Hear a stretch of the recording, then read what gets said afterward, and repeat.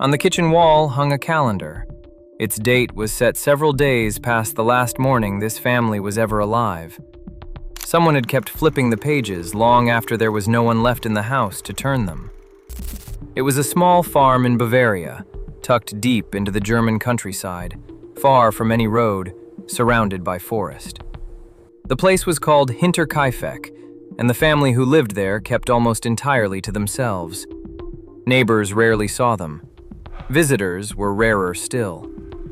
In the weeks before the tragedy, strange things began happening on the farm, things no one could explain. The owner, Andreas Gruber, found fresh footprints in the snow leading from the tree line straight to his door. There were no footprints leading back out. Someone had arrived and stayed. Then one of the two house keys went missing. A newspaper from Munich turned up inside the home, one nobody in the family had bought or subscribed to. And at night, footsteps started echoing from the attic. Andreas climbed up with a lantern each time, and each time found nothing there. The maid working the farm at the time broke first. She said the house had started to feel cursed, packed her things, and left without fully explaining why. The family was forced to search for a replacement in the middle of this unexplained dread. Her replacement was Maria Baumgartner, 44 years old. On March 31st, 1922, she arrived at the farm for her first day on the job. It was also the last day of her life. 6 people were inside that house that night. Andreas Gruber, 63 years old. His wife, Cecilia, 72. Their daughter, Victoria Gabriel, 35, a widow. Her 2 children, 7-year-old Cecilia and 2-year-old Joseph. And the new maid, Maria, for whom this was supposed to be a beginning, not an end. Someone entered the farm that night. The adults and the older girl were killed with a farming tool, a mattock, apparently lured one by one into the barn. The killer then walked into the house and took the lives of the maid and the sleeping toddler as well. Afterward, the bodies in the barn were carefully covered with hay. That single detail unsettled investigators more than almost anything else.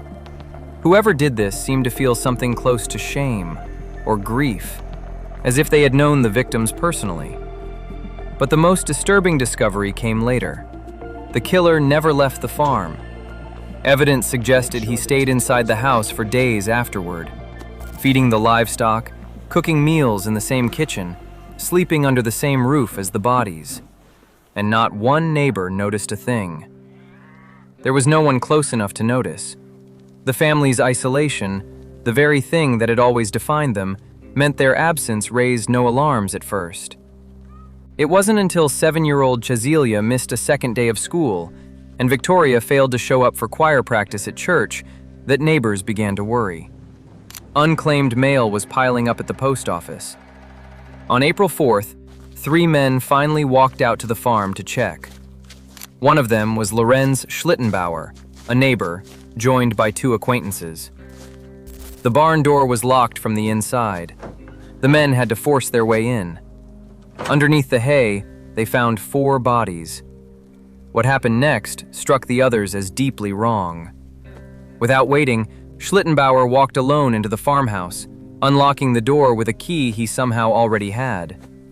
Inside, in separate rooms, lay the bodies of the maid and the toddler.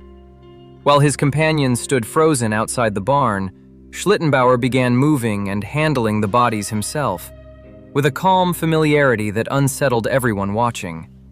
The ease of a man who knew this farm far too well. By the time police arrived, dozens of curious neighbors had already trampled through the scene. There were no fingerprints to find. Nothing had been stolen. The motive was a complete mystery. One detail, uncovered later by doctors, has haunted this case ever since. The older girl, 7-year-old Cecilia, was found with clumps of her own hair torn out. It meant she had survived the first attack for hours afterward, and may have heard or seen what happened to the rest of her family. Over the following decades, police interviewed more than 100 people. Suspicion fell on many. Formal charges were never brought against anyone. For years, the leading suspect remained that same neighbor, Lorenz Schlittenbauer. He'd had a long, tangled relationship with Victoria. Rumor held that he was the real father of her youngest son, Josef, a claim Schlittenbauer alternately admitted and denied over the years. But behind that rumor sat a far darker family secret. Testimony from earlier legal proceedings alleged that Victoria's own father, Andreas, had sexually abused her for years, which was exactly why little Josef's parentage remained uncertain even within the family itself. That secret gave Schlittenbauer a possible motive. He knew every corner of the farm, knew exactly where the feed was kept, and the family's notoriously aggressive dog never once barked at him. But there was a counter-argument too. Schlittenbauer suffered from asthma, and investigators doubted a man in his condition could have overpowered and killed 6 people. None of it could ever be proven. Schlittenbauer was questioned again and again, and released each time for lack of evidence. The case stayed open and effectively frozen. Less than a year after the murders, the farmhouse itself was torn down completely, taking most of the remaining physical evidence with it. The victims were buried without their heads. Their skulls had been sent to Munich, where clairvoyants were seriously consulted in hopes of pulling some clue from beyond the grave. They offered nothing. And during the chaos of the Second World War, those skulls were lost entirely, never recovered to this day. The case was reopened again and again, in 1986, and once more in 2007, when cadets at the Fürstenfeldbruck Police Academy revisited the entire file using modern criminal profiling. Their conclusion was that the killer was most likely someone from within the family's inner circle, someone who knew the farm intimately and felt entitled to be there. But they refused to name a suspect publicly, out of respect for the living relatives of the person they suspected. Modern genetics couldn't help either. The skulls, the only source of biological material that might have yielded usable DNA, had vanished 80 years earlier. The farm was gone. Every witness, every suspect, every original investigator was long dead. This isn't a case where the truth simply hasn't been found yet. It's a case where the chance to ever find it was destroyed, piece by piece, by demolition, by war, by decades of people who never realized they were erasing the only path to an answer. Today, only a small memorial stone marks where the farm once stood.